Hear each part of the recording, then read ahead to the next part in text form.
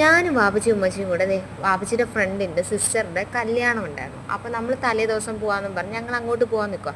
വാപ്പച്ചിയുടെ ഫ്രണ്ടും ഫാമിലിയും വരും. അപ്പോൾ അവരെ വെയിറ്റ് ചെയ്ത് നിൽക്കുക. അങ്ങനെ അവരും എത്തി. ഞങ്ങൾ ദേ 2 വണ്ടിയിലായിട്ട് പോവാം. അവിടെ ചെന്ന് കഴിഞ്ഞപ്പോഴത്തേക്കും വേറെ ഫ്രണ്ട്സൊക്കെ ഉണ്ടായിരുന്നു വാപ്പച്ചിയുടെ. അങ്ങനെ എല്ലാവരുമായിട്ട് കുറേ നേരം വർത്തമാനം പറഞ്ഞു നിന്നു. ഇതാണ് ബ്രൈഡ്. ഞാൻ പഠിച്ച സ്കൂളിൽ പഠിച്ച ഒരു ഇത്തായാണ് കേട്ടോ. അത് കഴിഞ്ഞ് ഞങ്ങൾ നേരെ ഫുഡ് കഴിക്കാൻ പോയി. അപ്പോൾ എല്ലാവരും ഒരുമിച്ചിരുന്ന ഫുഡൊക്കെ കഴിച്ചതുമല്ല. പൊറോട്ടയും നല്ല ചിക്കൻ കറിയൊക്കെ ആയിരുന്നു. പൊറോട്ട നല്ല സ്വീറ്റ് ആയിരുന്നു കേട്ടോ. നമുക്ക് കറിയില്ലെങ്കിലും കഴിക്കാമായിരുന്നു. നല്ല അടിപൊളി പൊറോട്ടയായിരുന്നു.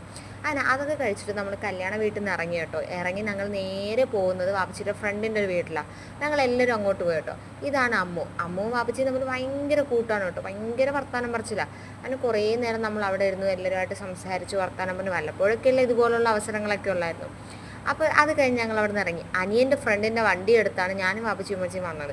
തിരിച്ചു പോണ വഴിക്ക് ആ വണ്ടി അവിടെ നിന്ന് നിന്നാ പോയത്. പണി കിട്ടി. എങ്ങനെയൊക്കെയോ ഞങ്ങൾ ഉന്തിത്തള്ളി വീടെത്തി. അപ്പോൾ ഇന്നത്തേക്ക് ഇത്രയേ ഉള്ളൂ.